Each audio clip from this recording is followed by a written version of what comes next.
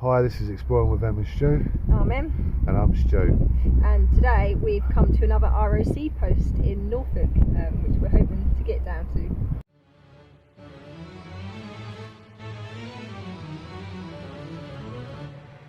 During the 1950s, following the start of the Cold War, the UK was under increasing threat of a nuclear attack.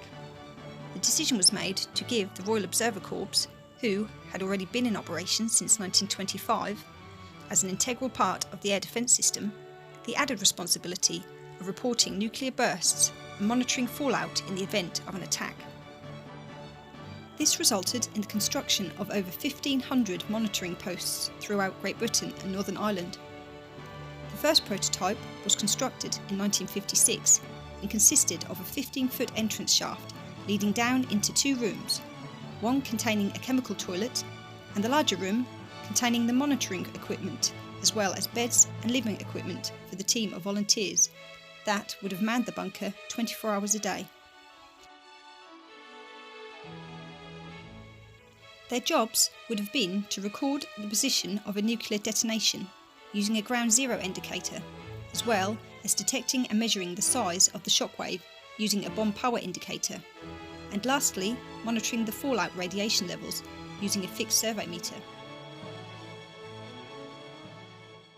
Yeah, sorry about the wind noise. We're actually really trying to stop the wind noise at the moment by... We're having some technical issues. Yeah, a bit of technical issue. And it's very windy today. It's really, really windy. So I can't get into this ROC. I have tried about twice. I can't get in. Yeah. Luckily it's open. Well, I say luckily it's open. Unfortunately, it's been left open. We will try and close it because we always try to when we leave. Yeah. But yeah, we can get down this one. I've already popped down it just to check it out, make sure it's comfortable. And Stu can't contortionate his body in a way to get down it, unfortunately. But it's fine. I've done these before, so I'll pop down there. I'll try and point out a few little bits that I can show you. There's not much left. I won't lie. It's not exactly a gem or anything. No. But we'll see. We'll see you down there. I'm gonna send the camera down with Emma now. All right. So see you in a minute. See you in a sec. There's Emma. Just making sure I got everything. Where's my torch? Well, that's on me. Yeah. I want to make sure I got everything. So yeah. So she's going to go down. You can see sort of how difficult this is. I mean, I'm actually quite small. Yeah. Well, I'm coming out of the wideness at the moment, so you can sort of see that I literally couldn't do nothing about this tree. Yeah, and as Emma, as you know, is smaller than me, and she's even struggling. So I'm going to put the light on. Are you going to film me going down? Yeah. Right. I'll see ya when I get down there then.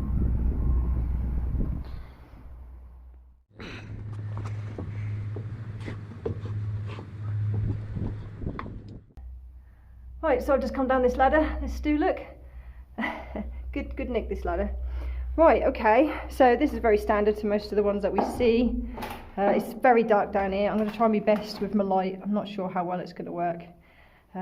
But this has got the original sump without the handle as usual. That would have been used to pump the water all the way up if it got flooded. Just to the right here. So this is the little cupboard which would have housed the chemical toilet. It's got original door. Which is nice to see. We don't always see original doors.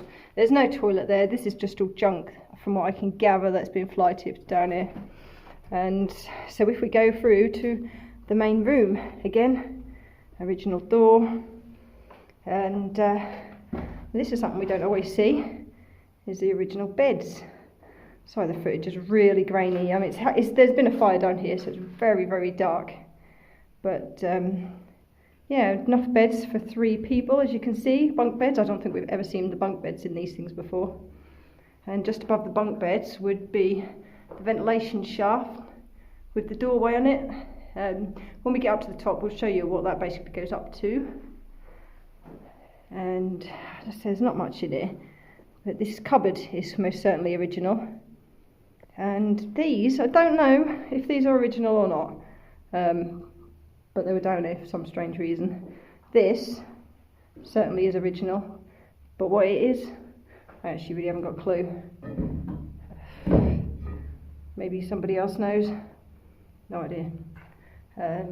You would have had just up here would have been the fixed survey meter, Again, it would have gone up through a pipe in the ceiling, and the bomb power indicator, there's a possibility I've got that the wrong way round, I've not done one for a while. Again, there would have been a pipe going up through the ceiling, so it's nice to see those still here. And that would have basically have come down here, and there would have been a round disc on the wall which would have given the readings of, if there was an explosion, it would have shown you how powerful the bomb was, basically. If I can, I'll put a bit of voiceover of history about these things for those of you that maybe don't know. But some electrical stuff. Normally there would have been like a board here, a pin board or something. There would have had information and stuff on it, and there would have been a desk just along there. Often another cupboard up the corner. Here we have just a fly-tipped barrel. Pretty certain that's not original, nor is any of this rubbish. But this certainly is some sort of switch system.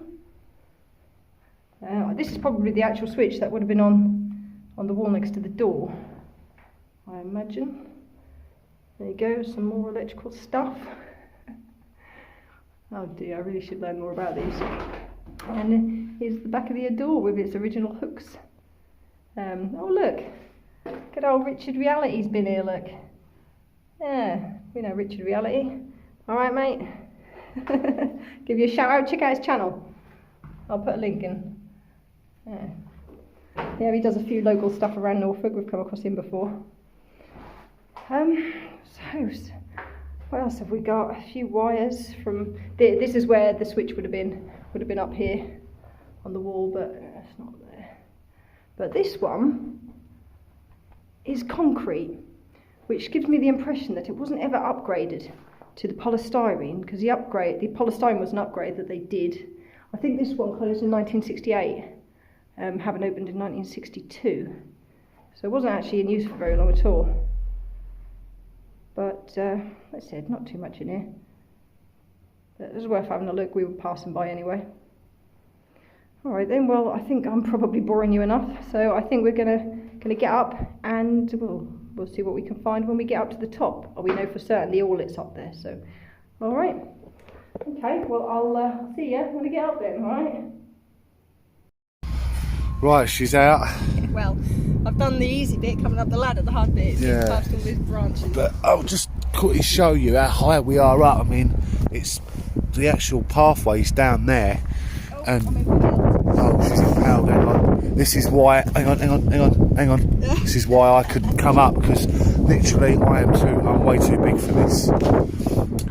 We both didn't anticipate it, did we? Our sort of space. You never know what you're going to find, though. No, but one thing I did find up here, when this was bolted up once. Oh, right. Once it was sealed. Sealed over there as well. So I did wonder what that was. Yeah, on there. Obviously this is part of it. Yeah, but the bracket on top of it isn't. So. Well, when I was down there, I was just telling you about the ventilation hatch. It's just over there. Really windy, isn't it? Yeah, you're not. Here is where it comes up. Just make that out. Here is where it comes up, if you can make it out. Yeah, can you make that out? Yeah. And then you've got the bomb power indicator. Which is, you can see that? Just there. It's way too windy. Some pictures in. Yeah, you're going to have to microphone a voiceover on this. Yeah. So well, we're going to go over to the Orlit, which is just down there. Half there.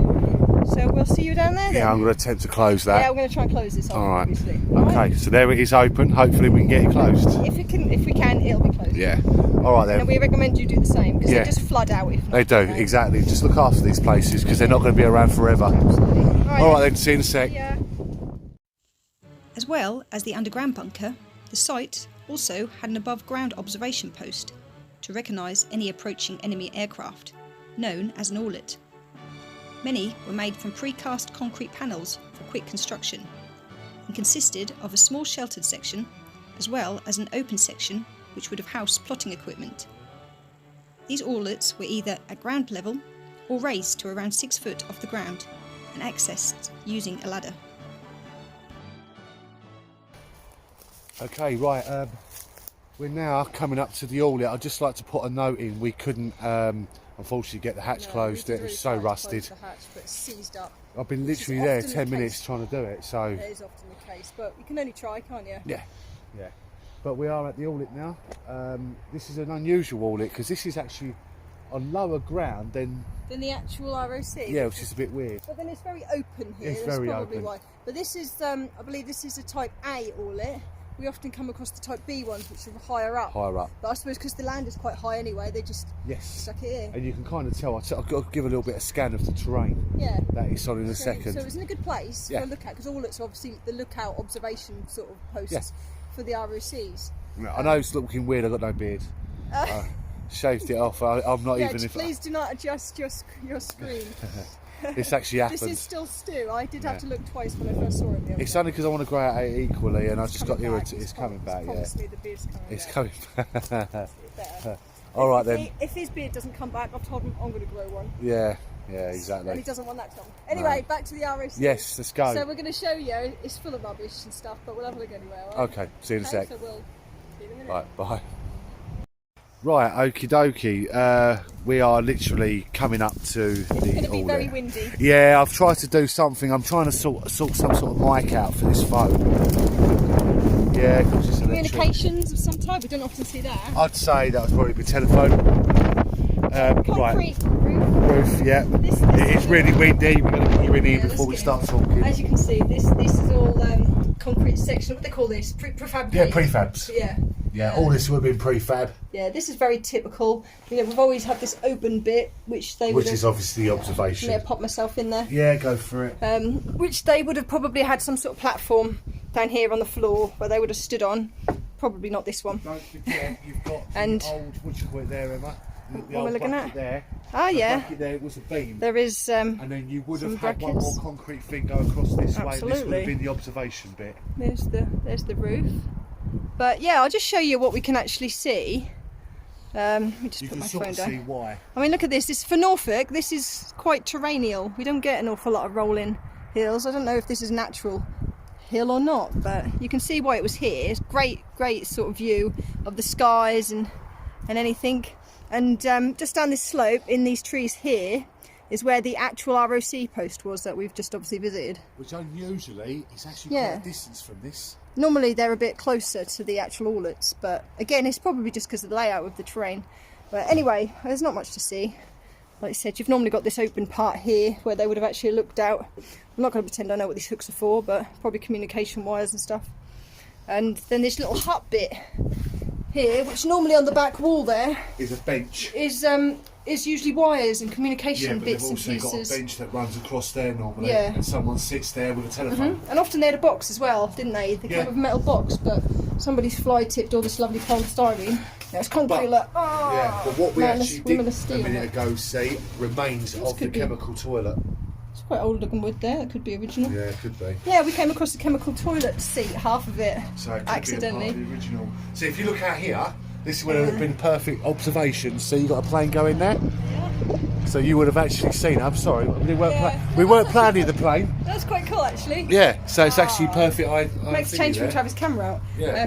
But yeah, here's where the wires would have come in. That's telephone communication by the looks of And it it. would have run up the wall and probably been fixed over here somewhere. Yeah, probably All right on then. these. Yeah. So there you go. There's the Orlit. All right then, well let's get on with saying goodbye, I suppose. Okay. See you in a second. Although a few new posts continued to be built into the 1970s, a large amount of the early bunkers were closed down in 1968 as part of the government's Home Defence Review, and with technology improvements in automated nuclear detection sensors, many more were decommissioned throughout the following years, with the remaining posts stood down in 1991, following the collapse of communism and the final end of the Cold War. Many of the original 1,563 posts have since been demolished or adapted to other uses, but the majority still exist, hidden and derelict, with their original importance long forgotten. Right, okay, that was the Orlit, and you got the plane. Well, I just managed to get the plane. I wish Emma was actually in the observation bit at that time. And it was quite an old biplane. Yeah, it was. We're quite close to some of the old RAF bases Yeah, of course here. they are, Some of yeah. them still use the runways. The runways and that, on, yeah. like Sunday afternoons. so- Exactly, and they're like private planes and yeah. pilots. But we're hoping to do another RAF base Yes. soon, aren't we? Yeah, we are hoping Because to we do really it. thought about it when we did. We really enjoyed it. People seem to really like it. So yeah, and we want to do a naval base as well, which we're hoping on planning. And hopefully, But they are quite big projects to do. Yeah, they very take up big. probably a whole weekend. to yeah, actually do. actually do, and then to put like a half an hour video together from all that information we've just done is just a nightmare.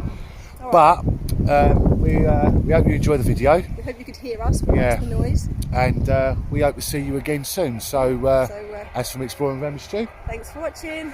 bye.